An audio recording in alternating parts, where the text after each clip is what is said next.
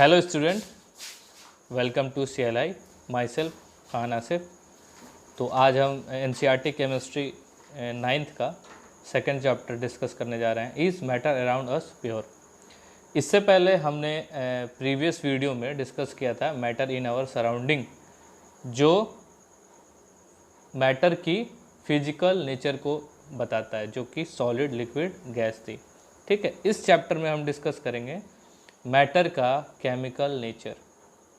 ठीक है, मैटर का केमिकल नेचर डिस्कस करेंगे। ठीक है, तो आइए जानते हैं। तो सबसे पहले हम बात करते हैं मैटर। तो मैटर को केमिकली, यह है अपना इसका केमिकल नेचर।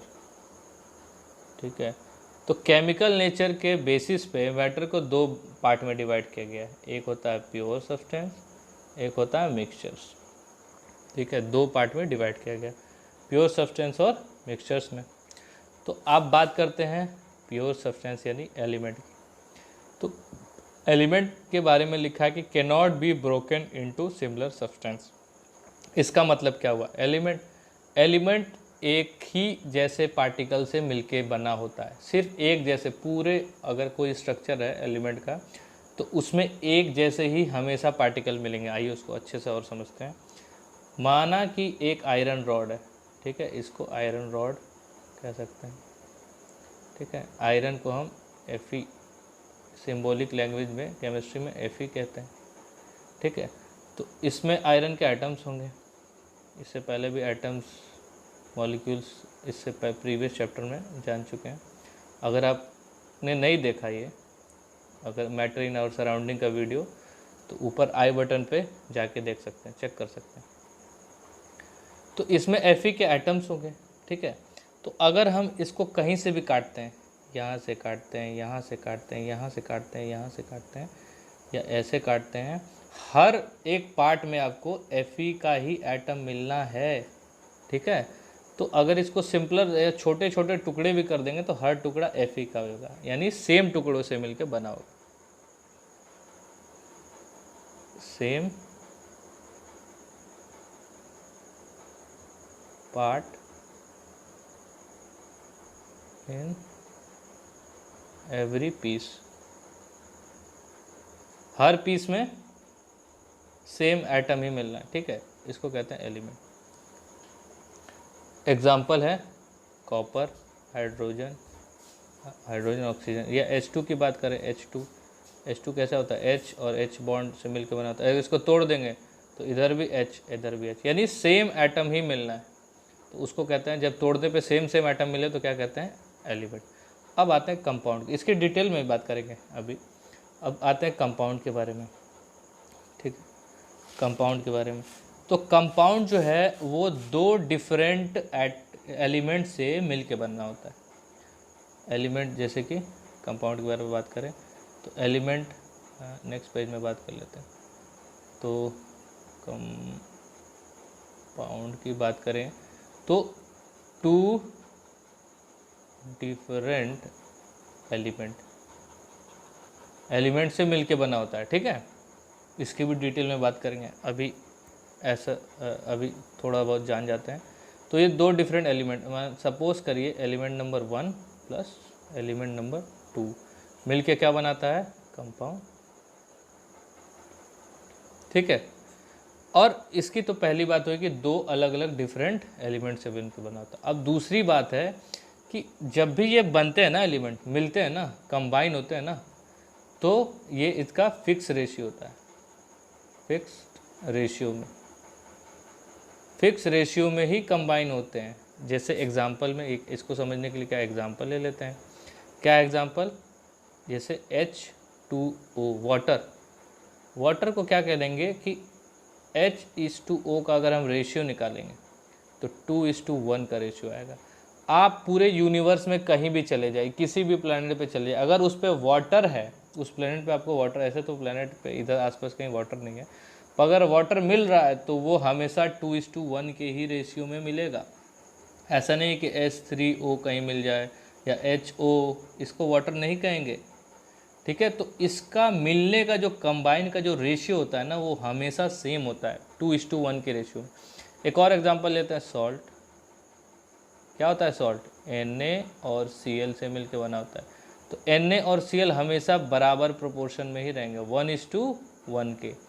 तो कंपाउंड जो होता है दो डिफरेंट टाइप के एलिमेंट से मिलकर बनता है और हमेशा फिक्स रेशियो में ही बनता है। आप कहीं भी चले जाइए, नमक इंडिया में ऐसा नहीं, इंडिया का नमक 1:1 होगा और अमेरिका का 1:3 होगा, नहीं, ऐसा नहीं है। ठीक है, हर जगह NaCl इसी रेशियो में मिलेगा। और देखते हैं अब हम बात करते हैं have fix composition can be. Composition fix रहता है, वाटर है तो उसमें H और O दोनों रहेगा। ठीक है, अलग अलग एलिमेंट के मिलकर बने होते हैं। और ये बनते कैसे हैं? Chemical, electrochemical process. ठीक है, इलेक्ट्रोकेमिकल प्रोसेस से बनते हैं, मतलब केमिकल रिएक्शन होता है तब बनते हैं। अब हम बात करते हैं कि अपने मिक्सचर्स की। तो मिक्सचर्स में क्या है? मिक्सचर्स दो टाइप के हैं, होमोजीनियस मिक्सचर और हेट्रोजीनियस मिक्सचर। तो इसमें लिखा है यूनिफॉर्म कंपोजिशन। इसका मतलब क्या होता है यूनिफॉर्म कंपोजिशन का? इसका मतलब ये हुआ कि जब हम मिक्सचर्स को मिक्स करते हैं, मिलाने से पहले और मिलाने के बाद में, मिलाने के बाद में इसका आफ्टर मिक्सिंग कह सकते हैं, आफ्टर मिक्सिंग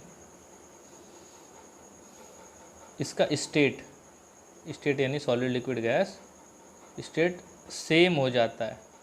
एग्जाम्पल में हम क्या कह लेंगे, अगर हम ये इसकी बात कर लेते हैं शुगर प्लस वाटर की, तो पहला वाला एग्जांपल ले लेंगे। तो देखिए, जब हम शुगर को वाटर में मिलाते हैं, उसके बाद इसको स्टिर कर लेंगे, चला देंगे अच्छे से, तो क्या होता है? जब हम एक ग्लास में कर रहे हैं, ठीक है, ग्लास में कर रहे हैं, तो थोड़ी देर बाद शुगर गायब हो जाता है, बिल्कुल गायब हो जाता है। तो इसमें क्या हो जाता है? यूनिफॉर्म कंपोजिशन, यानी कंपोजिशन एक जैसा हो जाता है सबका मिलाने के बाद। ठीक है, तो हम कह सकते हैं उसको होमोजीनियस मिक्सचर, यानी सारे किस स्टेट में दिखेंगे? शुगर और वाटर। शुगर तो गायब हो जाएगा, पर जो लिक्विड अपना जो मिक्सचर है, जो सॉल्यूशन है, वो लिक्विड स्टेट में रहेगा। ठीक है, सारा ही। तो उसको कहते हैं यूनिफॉर्म कंपोजिशन, एक जैसा ही दिखेगा। ठीक है, तो ये हो गया होमोजीनियस, यानी कि स्टेट उसका एक जैसा हो जाएगा। हेट्रोजीनियस का एग्जांपल लेते हैं, सैंड और ये सैंड प्लस वाटर, सैंड या शुगर का, पहले सैंड और शुगर का। तो सैंड और शुगर में अगर हम मिला देते हैं,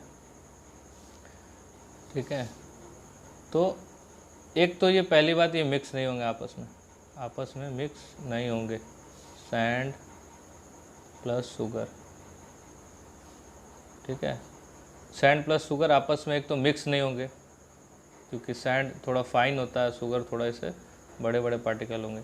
तो अगर हम इसको देखते हैं तो यूनिफॉर्म कंपोजिशन नहीं दिखेगा, एक पार्टिकल छोटा होगा, एक पार्टिकल बड़ा होगा, एक पार्टिकल छोटा होगा, एक पार्टिकल बड़ा होगा। ठीक है, तो इसको कहते हैं, अगर हमको देखने से जो इसका कंपोजिशन कैसा दिखेगा, नॉन यूनिफॉर्म, तो ऐसे कहते हैं हेट्रोजीनियस।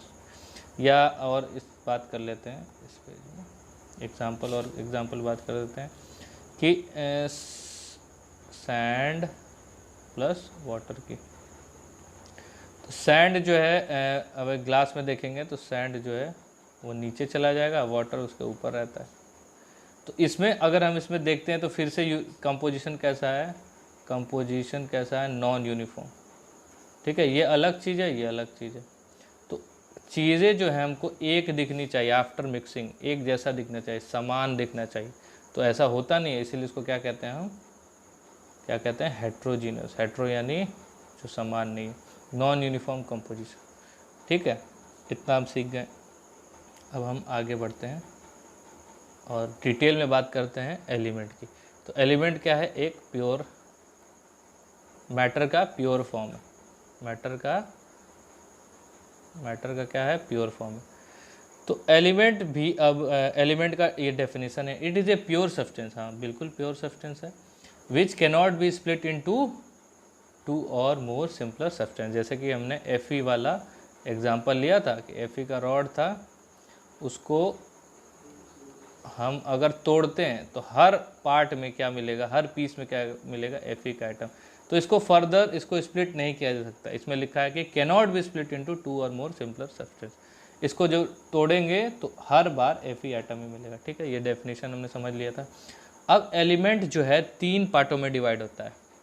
ठीक है, इसके भी 3 पार्ट हैं, मेटल, नॉन मेटल और बेटेलॉइड। तो टोटल हमारे अर्थ क्रस्ट पे 118 यानी 118 एलिमेंट्स पाए जाते हैं। इसको हमने पीरियोडिक टेबल में रख रखा है। पीरियोडिक टेबल में सबका विथ सिंबल रख रखा है। ठीक है, तो उस पीरियोडिक टेबल में हम मेटल, मेटलॉइड और नॉन मेटल को रखते हैं। ठीक है, जिसमें उसका एटॉमिक मास और उसका मास नंबर और एटॉमिक वेट लिखा होता है विथ सिंबल। ठीक है, तो अब जाइए जानते हैं कि होता क्या है। तो मेटल क्या होता है? मेटल जो है उनको कहा जाता है जो इलेक्ट्रॉन को लॉस करते हैं।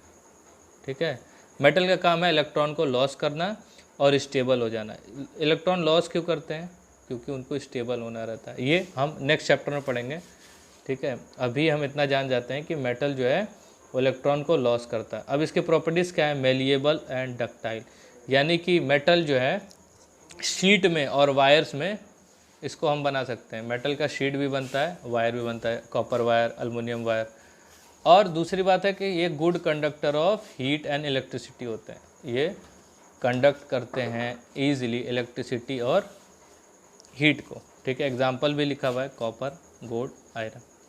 ओके, अब बात करते हैं मेटलॉइड की। तो मेटलॉइड जो है वो इनके बीच का होता है। इनके पास some property, some property of metal और some property of non metal. इसमें मेटल और नॉन मेटल दोनों की प्रॉपर्टी होती है पहले।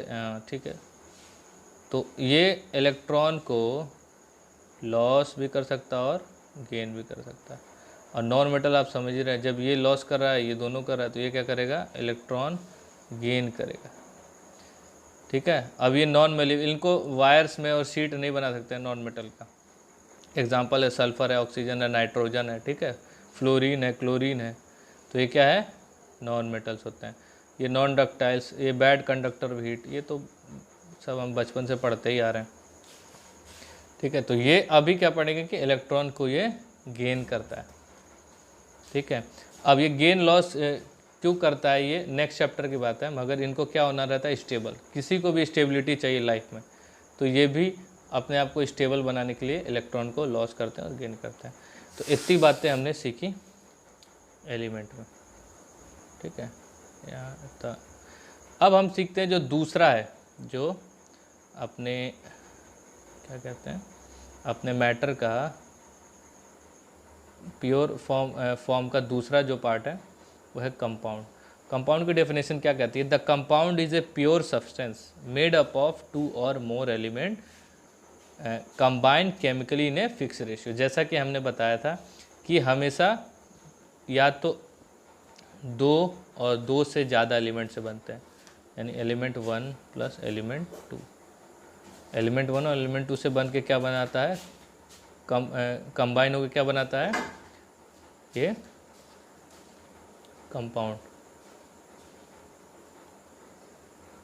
कंपाउंड बना लेता है। ठीक है, और दूसरी बात हमने क्या की थी कि ये फिक्स रेशियो में। इसको भी अभी समझ लेते हैं। वहाँ भी समझाया था, एक बार और बता देता हूँ कि अगर हम एग्जांपल लें H2O का, तो हमेशा पूरे यूनिवर्स में H2O 1:2:1 के रेशियो में ही मिलना है। ठीक है, तो ये हो गई बात। अब एक और इसमें बात आती है, अब ये बनते कैसे हैं? तीसरी बात, बनते हैं केमिकल प्रोसेस से। केमिकल प्रोसेस, ठीक है, जैसे हाँ केमिकल प्रोसेस से बनते हैं। इसके समझते हैं ये। और इसमें एक और बड़ी अच्छी बात है इसकी कि जब ये कंबाइन होते हैं, ठीक है, जब ये कंबाइन हो जाते हैं, after combining new compound have different property than its constituents। ठीक है, ये बात बहुत ज़रूरी है कंपाउंड अगर हम पढ़ रहे हैं तो, कि कंपाउंड जब कंबाइन होके जब बनता है, नया कंपाउंड बनता है, ठीक है, तो उसकी जो प्रॉपर्टी होती है वो बिल्कुल नई होती है, नई प्रॉपर्टी उसमें आ जाती है उसके। जैसे वो दो एलिमेंट से मिलके बना है, तो एलिमेंट 1 की कुछ और प्रॉपर्टी होगी, एलिमेंट 2 की कुछ और प्रॉपर्टी होगी। जब वो मिल जाता है ना, तो एक और नई उसकी प्रॉपर्टी आती है। यहाँ हम देख लेते हैं कि एग्जाम्पल लेते हैं H2, ठीक है, plus half O2। H2 plus half O2 क्या मिलता है? वाटर बनाता है। ये क्या था? हाइड्रोजन। हाइड्रोजन की कुछ अलग प्रॉपर्टी होती है गैस है, और इसकी और कई सारी प्रॉपर्टीज़ होती हैं, ठीक है, हाइड्रोजन की। वैसे ही ऑक्सीजन है, ऑक्सीजन भी एक गैस है, इसकी भी कई सारी अलग अलग प्रॉपर्टी होती है, ठीक है। मगर जब ये वाटर बनते हैं, ये साथ साथ जब कंबाइन होके जब एक साथ आते हैं, तो इनकी प्रॉपर्टी चेंज हो जाती है, ये बन जाते हैं वाटर।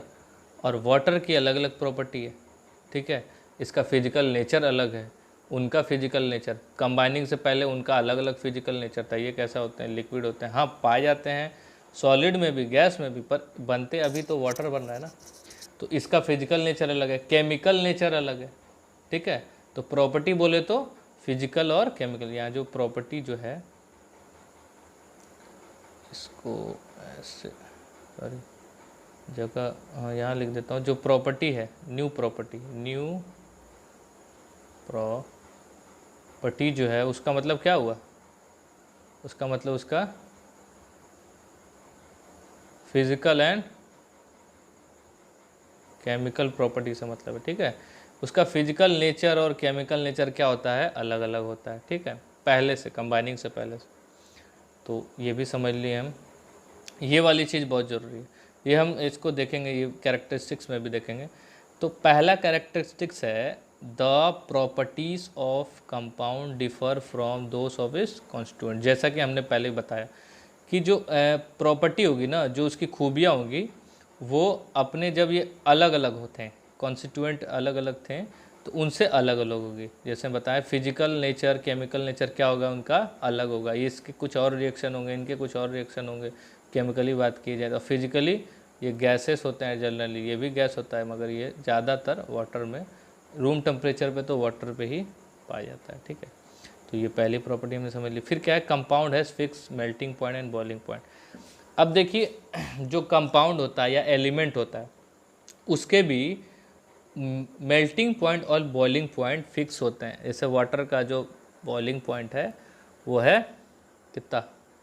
100 डिग्री सेल्सियस, ठीक है। अल्कोहल है, अल्कोहल का कितना होता है? 78 डिग्री सेल्सियस। तो ऐसे ये भी कंपाउंड है, ठीक है। ये है CH3OH, अल्कोहल को ये कहते हैं, ठीक है। तो इसमें क्या है? इसको मेथनॉल कहते हैं, अल्कोहल में आता है। तो इसकी भी क्या है? ये भी एक क्या है? कंपाउंड है। इस कार्बन, हाइड्रोजन, ऑक्सीजन से मिलके बना हुआ है। यहाँ लिखा है ना, 2 और मोर एलिमेंट, कई 3 तरह के एलिमेंट से मिलके बना हुआ है, ठीक है। तो इसकी बॉइलिंग पॉइंट भी फिक्स होती है। मेल्टिंग पॉइंट इसकी कितनी होती है? 0 डिग्री सेल्सियस। खैर इसकी तो मुझे नहीं पता है, पर इसका बॉइलिंग पॉइंट पड़ता है कितना होता है? 78 अल्कोहल की। तो इसका हमेशा जब भी बॉईल करेंगे तो इतने पे ही ये बॉईल होना है और मेल्ट होना है, फ्रीज होना है, कहने का मतलब। तो ये वाला पॉइंट कवर हो गया। अब तीसरा है, compound is a homogeneous substance, ठीक है। तो हम जब वाटर को देखते हैं तो इसमें हाइड्रोजन और ऑक्सीजन से मिलके बना होता है। मिलने से पहले तो ये अलग होता है, ये अलग होता है, पर मिलने के बाद एक जैसे दिखते हैं कि नहीं? यूनिफॉर्म कंपोजिशन होता है कि नहीं? तो यूनिफॉर्म यूनिफॉर्म कंपोजिशन के होने के वजह से हम क्या कहते हैं, ये होमोजीनस सब्सटेंस हैं। ठीक है, वाटर को जब हम देखेंगे तो सारे इसके जितने भी ऊपर एक ग्लास में, तो सारे एक जैसे दिखेंगे। तो जब एक जैसे दिख रहे हैं, यूनिफॉर्म दिख रहे हैं, तो हम क्या कह सकते हैं, होमोजीनस सब्सटेंस है। कॉन्स्टिट्यूट जो एलिमेंट हैं, elements can be separated by chemical process.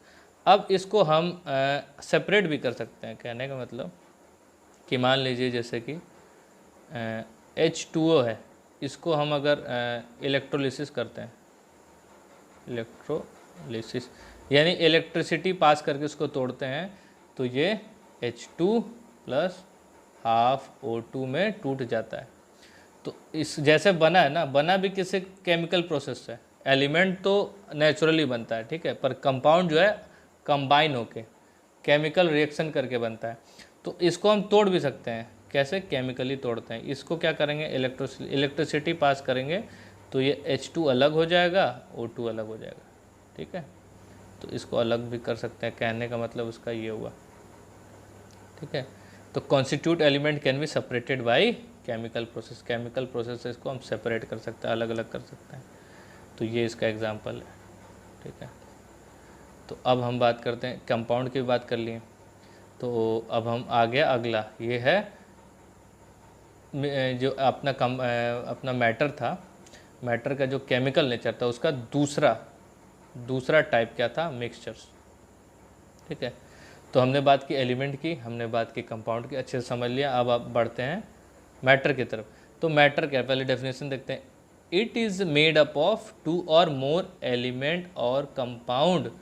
Compound कैसे बना था, 2 अलग अलग एलिमेंट से बना था। मिक्सचर कैसे बना है, या तो 2 और 2 से ज़्यादा एलिमेंट से, या 2 और 2 से ज़्यादा कंपाउंड से, ये दोनों से बनता है।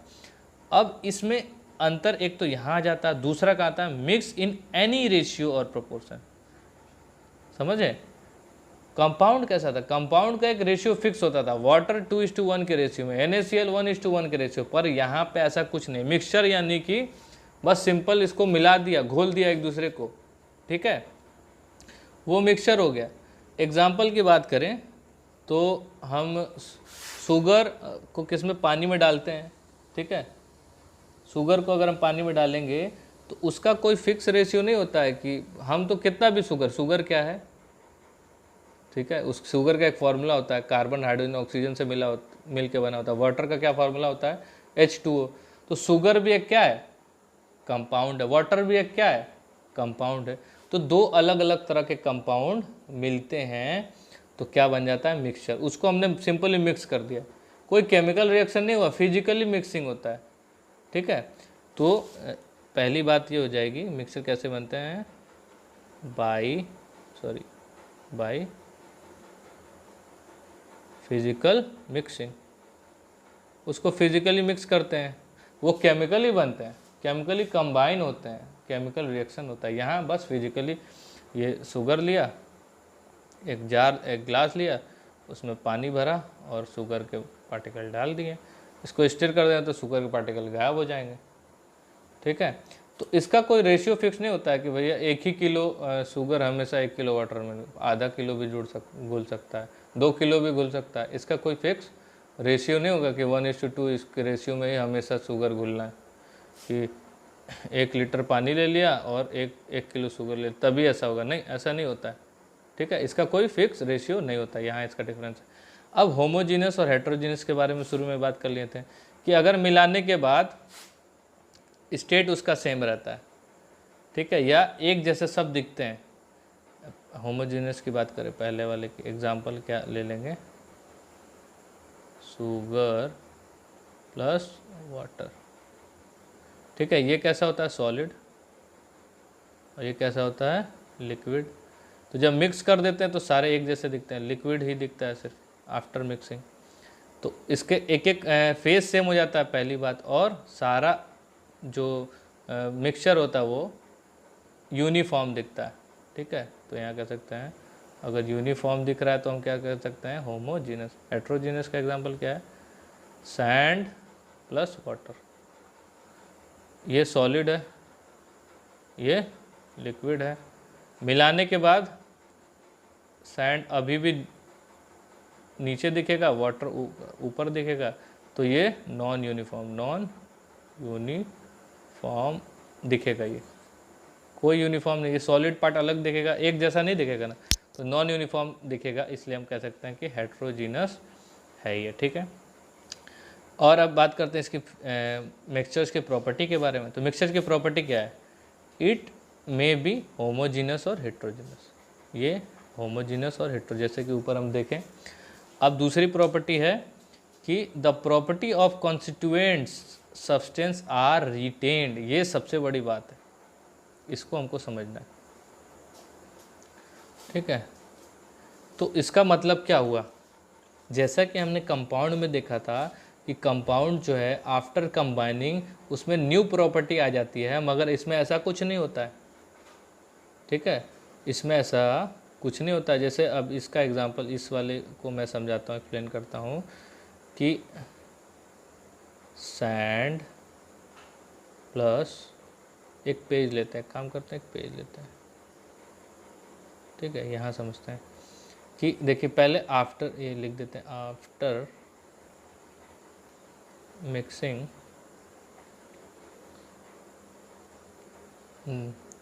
After mixing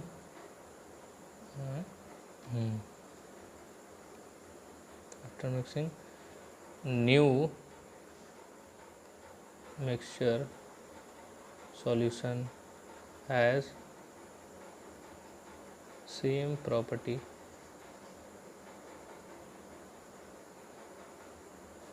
as before। यानी कि मिक्स करने के बाद जो न्यू मिक्सचर सॉल्यूशन होता है उसकी प्रॉपर्टी सेम होती है जैसे वो पहले था। जैसे कि सैंड प्लस, एग्जांपल में sand plus water, sand plus water में क्या हुआ, इसको अगर हम मिक्स कर देते हैं ऐसे, तो ये आपका वाटर हो गया। वाटर तो हर जगह रहेगा, सैंड जो है नीचे आपका बैठा रहेगा। तो अगर हम कहेंगे कि क्या ये नया चीज़ बन गया, नहीं। अगर इसको हम, अगर वाटर को गिरा देते हैं हल्का सा, तो सैंड अलग हो जाएगा, वाटर अलग हो जाएगा। तो इसकी क्या चेंज हो गई, कुछ हो गया? नहीं, सैंड अभी भी मिलाने से पहले भी सैंड था, अभी भी सैंड है। वाटर भी मिलाने से पहले वाटर ही था, कोई बदल थोड़ी ना गया। मगर ऐसे कंपाउंड में नहीं होता। कंपाउंड में हम देखे थे कि H2 + O2 को अगर हम मिला रहे हैं तो क्या बन, H2O मिल जा रहा है। इसका सब कुछ अलग है, इसका केमिकल नेचर अलग है, इसका फिजिकल नेचर अलग है इन सब से मिलाने से पहले। ठीक है, मगर ऐसा नहीं है। वाटर अभी भी वाटर है, सैंड अभी भी सैंड है, मिलाने से पहले या मिलाने के बाद में कुछ बदलाव नहीं आता। तो इसका मतलब ये हुआ कि the property of constituent substance are retained. मिलने के बाद वो चेंज नहीं हो जाते, ये बात हो गई। अब नो न्यू कंपाउंड, ये भी सही है कि कोई नया कंपाउंड नहीं फॉर्म होता, वही पुराना वाला ही चलता है। सैंड सैंड रहेगा, water water. Element can be separated by simple physical. ये फिजिकल मिक्सिंग से बनते भी हैं और फिजिकली इसको अलग भी किया जा सकता है। इसे अभी इस पेज में मैंने बताया था ना, एक सेकेंड। हाँ, इसे अगर हम इस वाटर को गिरा देते हैं तो लास्ट में क्या बन जाएगा, सिर्फ सैंड बच जाता है। तो ये क्या फिजिकली हम क्या कर सकते हैं, इसको अलग कर सकते हैं। मगर कंपाउंड में क्या करना पड़ता था, हमको केमिकली अलग करना पड़ता था। तो ये दोनों फिजिकली बनते हैं तो फिजिकली अलग हो जाते हैं, वो केमिकली बनते हैं इसलिए उनको केमिकल प्रोसेस लगता है बना अलग करने के लिए। तो ये पॉइंट भी डिस्कस कर लिया। अब क्या है, it does not have fix melting and boiling point. ये बात करते हैं, जैसे कंपाउंड में हमेशा बॉइलिंग पॉइंट और मेल्टिंग पॉइंट फिक्स होती थी, मगर इसमें नहीं होगी। आइए देखते हैं कैसे। अगर हम एक जार ले लेते हैं, इसमें वाटर पोर कर देते हैं और क्या ऐड कर देते हैं, शुगर। ठीक है, अगर नॉर्मली वाटर की बॉइलिंग पॉइंट कितनी होती है, 100 होती है, 100 डिग्री सेल्सियस। जैसे ही आप शुगर पार्टिकल डालेंगे, शुगर पार्टिकल इसमें आ जाएंगे और ये क्या करते हैं, ये हमारे, इसको अगर हम गर्म करेंगे तो ये इस पूरे मिक्सचर का बॉयल सॉल्यूशन का, मिक्सचर ऑफ सॉल्यूशन का क्या करेंगे, बॉइलिंग पॉइंट इंक्रीज कर देते हैं। इस शुगर पार्टिकल के आने के वजह से क्या होती है, बॉइलिंग पॉइंट बढ़ जाती है। तो 101 नहीं, अब 100 पे नहीं होता बॉयल, ये शायद 102 या 103 पे बॉयल होता है। तो क्या कर देते हैं, चेंज कर देते हैं। ठीक है, तो ये फिक्स नहीं है। अगर आप 2 किलो शुगर डालेंगे तो हो सकता है और बदल जाए, 1 किलो डालेंगे तो और बदल जाए, आधा किलो तो और, तो हमेशा अलग अलग आता है, ठीक है, इसका फिक्स नहीं होता है। या मेल्टिंग पॉइंट कह लो या बॉइलिंग पॉइंट कह लो, ठीक है। अगर इसको फ्रीज़ करोगे तो हो सकता है जल्दी फ्रीज ना हो, 0 डिग्री पे ना फ्रीज हो, -1 -2, ये डिपेंड करता है कि कितने अमाउंट ऑफ हम इसमें शुगर डाल रहे हैं, जो भी सॉलिड या जो भी मिला रहे हैं उसके अमाउंट पर डिपेंड करता है, ठीक है। तो ये हमने सारी चीज़ें डिस्कस कर ली। अब नेक्स्ट आते हैं दोनों के डिफरेंस के बारे में। एक बार अच्छे से डिफरेंस देख लेते हैं, क्योंकि ये हमारे एनसीईआरटी में क्या है। तो पहला है पॉइंट, एलिमेंट और कंपाउंड जस्ट मिक्सचर्स का, कि एलिमेंट और compound just mix together to form a mixture and no new compound is form. ये कैसे बनते हैं? फिजिकली मिक्स करते हैं, फिजिकल मिक्सिंग से बनते हैं, ठीक है, जैसा कि मैंने बताया। ये कैसे बनते हैं? केमिकली इनको कंबाइन होके, ठीक है। और बनने के बाद न्यू कंपाउंड फॉर्म होता है, इसमें बनने के बाद कोई न्यू कंपाउंड नहीं फॉर्म होता है, जैसे ये दोनों पॉइंट हम पहले भी डिस्कस कर चुके हैं। अब a mixture has variable composition, इसके कंपोजिशन कैसे वेरिएबल होते हैं, फिक्स नहीं होते, इसके कंपोजिशन फिक्स होते हैं, किसी रेशियो में हमेशा पाए जाते हैं। ये इनका कोई रेशियो फिक्स नहीं होता है, नो फिक्स रेशियो, ठीक है। अब तीसरी चीज़ है, a mixture show the property of constituent, जो मिक्सचर की जो मिक्सिंग से पहले जो उनके जो पार्टिकल के जो प्रॉपर्टी है वो रिटेन रहती है, चेंज नहीं होती है। आफ्टर मिक्सिंग और बिफोर मिक्सिंग जो शुगर पहले शुगर था वो आफ्टर मिक्सिंग शुगर ही रहेगा, मीठा ही रहेगा वो, ऐसा नहीं कि कुछ बदल जाए।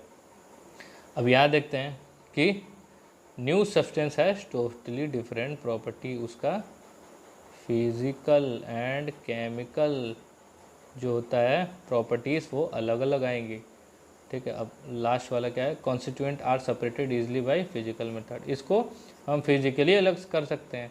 और ये बने, क्योंकि ये बनते कैसे हैं? फिजिकल मिक्सिंग से, तो फिजिकली अलग भी हो जाते हैं। और ये जो हमारे कंपाउंड होते हैं only chemical and electrochemical reaction से ही अलग होते हैं। इससे इलेक्ट्रोकेमिकल अभी रिएक्शन हमने किया था, इलेक्ट्रोलिसिस द्वारा पानी को ब्रेक किया तो वापस से वो किस में टूट गए? हाइड्रोजन और ऑक्सीजन में। जैसे बनते हैं वैसे ही टूट जाते हैं, पर इसमें ऐसा नहीं है। तो ये हमने दोनों के बारे में डिफरेंस देख लिए, हमारे एनसीईआरटी में दिया हुआ है। अब नेक्स्ट आते हैं कुछ मिक्सचर्स को सेपरेट करने के कुछ मेथड्स, ठीक है। मिक्सचर्स को सेपरेट करने के कुछ मेथड दिए गए हैं, तो उसको डिस्कस करते हैं, ठीक है। तो पहला है कि टू इमिसिबल लिक्विड, एग्जाम्पल में ऑयल प्लस वाटर को कैसे सेपरेट किया गया है? सेपरेटिंग फनल के बारे में, फनल द्वारा। तो कैसा होता है सेपरेटिंग फनल? ठीक है, मेरी डायग्राम होती अच्छी तो है नहीं, और फिर भी समझा तो हो सकता हूँ, ठीक है। तो दो इमिसिबल लिक्विड, इमिसिबल मतलब होता है जो कभी आपस में मिक्स नहीं होते हैं, ठीक है, जो आपस में कभी मिक्स नहीं होते हैं, can not mix together, can not be mixed, जो कभी मिलेंगे नहीं, अलग अलग ही रहेंगे। तो ऑयल और वाटर के एग्जांपल ले लेते हैं। तो ये हमारा लेवल है ऑयल, और हमारा नीचे वाला जो लेवल है वो किसका है? वाटर का है। चलिए इसको दूसरे कलर से कर देते हैं, ठीक है। तो इतना लेवल ऑयल का है, इतना लेवल वाटर का, नीचे एक पैन रख देंगे। तो देखिए ऑयल ऊपर रहेगा, वाटर नीचे रहेगा, ठीक है। तो इमिसिबल लिक्विड, क्योंकि ये मिलते नहीं हैं तो अलग अलग रहते हैं, और इसको बंद कर देते हैं, ठीक है। और नीचे से स्टॉपर है, इसमें से क्या थोड़ा थोड़ा एक एक बूंद टपकती रहेगी। तो ये मिलते नहीं हैं, तो हम क्या करेंगे? नीचे से वाटर को इसमें अलग कर लेंगे। वाटर क्या है? एक एक बूंद टपक टपक कर, ड्रॉप बाय ड्रॉप इस जार में कलेक्ट हो जाएगा, इस वेसल में कलेक्ट हो जाएगा। और जैसे ही ये ऑयल का लेवल यहाँ पहुँचेगा, इस स्टॉपर को हम बंद कर देंगे। इस तरह से हम बाय सेपरेटिंग फनल इसको दो इमिसिबल लिक्विड को सेपरेट कर देते हैं। ये हो गया आपका पहला। अब दूसरा है अमोनियम क्लोराइड और सैंड को कैसे अलग करेंगे। आइए इसको नेक्स्ट पेज पे देखते हैं कैसे सेपरेट करेंगे। तो NH4Cl यानी अमोनियम क्लोराइड प्लस सैंड, इसको कहते हैं अमोनियम क्लोराइड। ये क्या है, ये भी सॉलिड है और ये भी सॉलिड है, ठीक है। तो इस दोनों को सेपरेट करने के लिए जो मेथड यूज़ करते हैं वो यूज़ करते हैं हम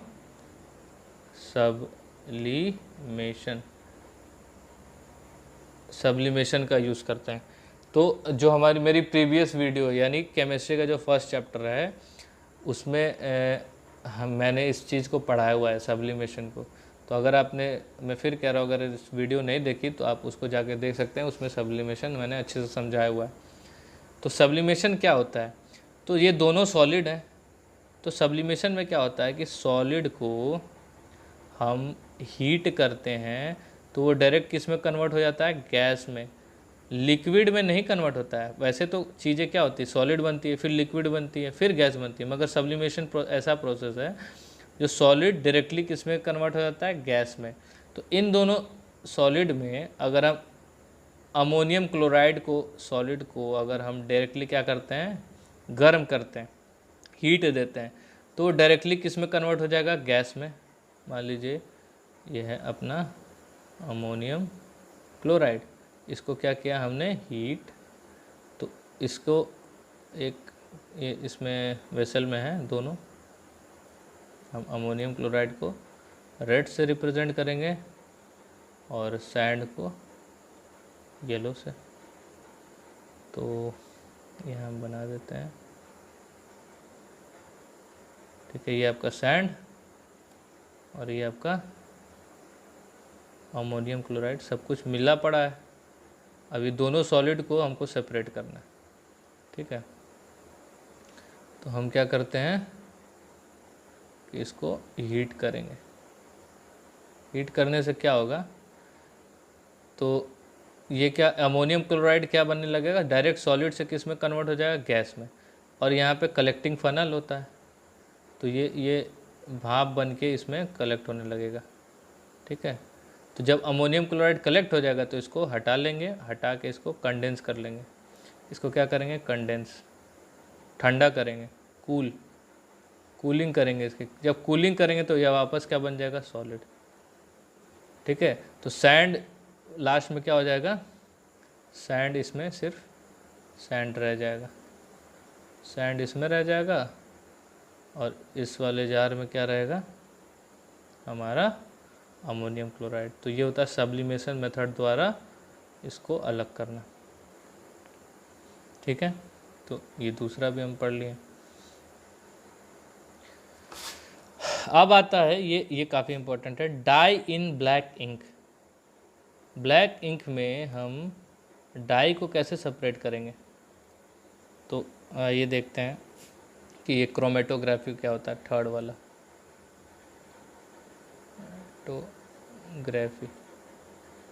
क्रोमेटोग्राफी क्या होता है कि हम जो है डाई को कैसे सेपरेट करेंगे। इसमें क्या लिखा हुआ है कि वन सॉल्वेंट डिफरेंट कॉन्स्टिट्यूएंट, मतलब एक सॉल्वेंट में अलग अलग तरह की चीज़ें मिली होती है। तो डाई इन ब्लैंक इंक, तो हम अभी देखते हैं इसको कैसे होता है, क्रोमेटोग्राफी क्या होता है। तो सबसे पहले कि हम पेपर लेते हैं, ठीक है, इसको कहते हैं क्रोमेटोग्राफी पेपर। पेपर पे हम क्या करते हैं, एक ड्रॉप गिरा देते हैं इंक का, ठीक है, इंक का ड्रॉप गिरा देते हैं, ठीक है। इसको अगर हम ब्लू कर दें तो कोई दिक्कत, ठीक है, इंक का ड्रॉप गिरा दिया। अब क्या करते हैं, एक जार होता है,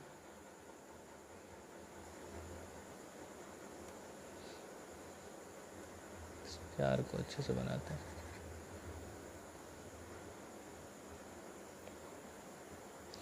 एक जार होता है, उसमें लिक्विड होता है, उसमें थोड़ा सा लिक्विड होता है, ठीक है। और इस पेपर को इसमें टांग देते हैं।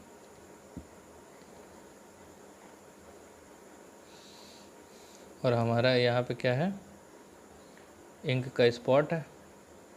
तो क्या होगा, धीरे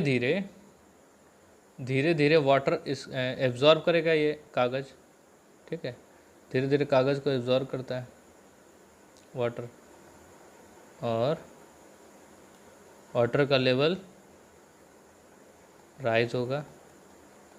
तो होता क्या है ना कि इंक जो होता है वो सिर्फ इसमें जो सॉल्यूट होता है वो कई सारे कलर से मिलकर, मल्टीपल कलर,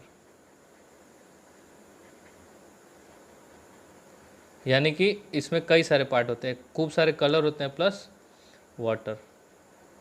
वाटर से मिलकर बना होता है। और ये जो कलर होते हैं ना वो वाटर में क्या होते हैं, सॉल्यूबल, यानी ऐसे कलर जो वाटर में घुल जाते हैं। तो एक कलर नहीं होता है, एक से ज़्यादा कलर होता है, ठीक है, उसको कहते हैं सॉल्यूट। जो ऐसी चीज़ जो वाटर में मिले, ये हमारा आगे का टॉपिक, इसी चैप्टर में सॉल्यूशन जब पढ़ेंगे तो सारे चीज़ें डिस्कस करेंगे। अभी के लिए इतना जान जाते हैं कि जो कलर हैं, जो भी चीज़ वाटर में मिलाई जाती हैं वो क्या होती है, सॉल्यूट, ठीक है। इसको अच्छे से डिस्कस करेंगे। और ये क्या है, सॉल्वेंट, यानी कि सॉल्यूट को इसमें हमको मिलाना है। तो ये कई सारे कलर इसमें होते हैं इंक में, ठीक है, तो वो वाटर में सॉल्यूबल होते हैं।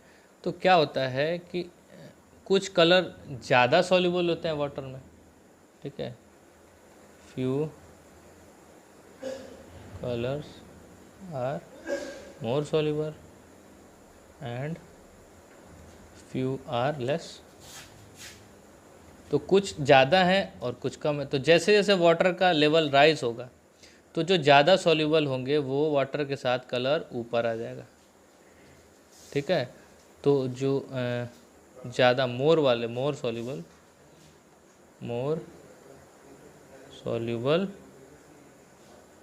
Colour rise above on paper. तो अब इसको बाद में जब हम पेपर को देखते हैं ना, पेपर को हम देखते हैं तो इस पे अलग अलग बैंड्स मिलते हैं हमको। अगर हम मान लें कि एक ये ब्लैक कलर की बैंड मिलेगी, फिर थोड़ी देर पे ब्लू कलर की बैंड मिलेगी, ठीक है। तो इसका मतलब क्या हुआ कि पहले ये प्रोसेस यहाँ गया, ये प्रोसेस ऐसे आया, तो यानी कि अलग अलग कलर के, डिफरेंट कलर के बैंड मिले। तो इससे कैसे हमने तो इसे सेपरेट कर लिया, इंक को कैसे क्या कर लिया हमने, सेपरेट कर लिया। कौन से मेथड से, क्रोमेटोग्राफी के। तो ये अलग सॉलिड है और ये अलग सॉलिड है, दोनों अलग अलग डिफरेंट सॉलिड,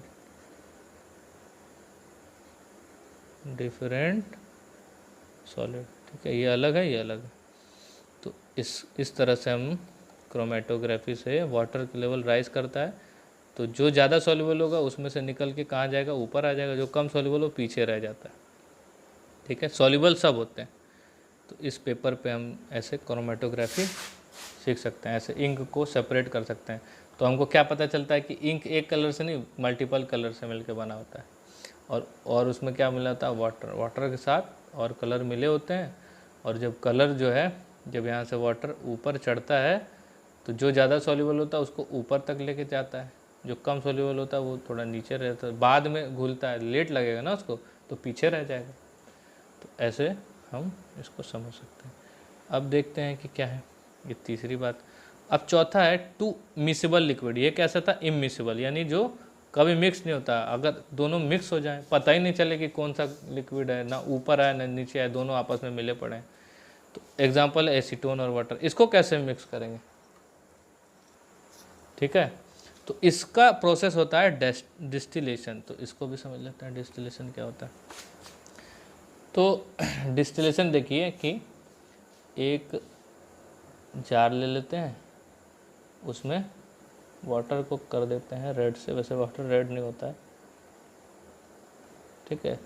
और एसीटोन या अल्कोहल बात कर लेते हैं, अल्कोहल को येलो कर देते हैं। अब ये हो गया मिक्सेबल, यानी एक दूसरे में घुले पड़े हैं भाई, किस पता ही नहीं चल रहा है कौन क्या है, ठीक है, अब हम क्या करते हैं, इसको हीट करते हैं, गरम करते हैं।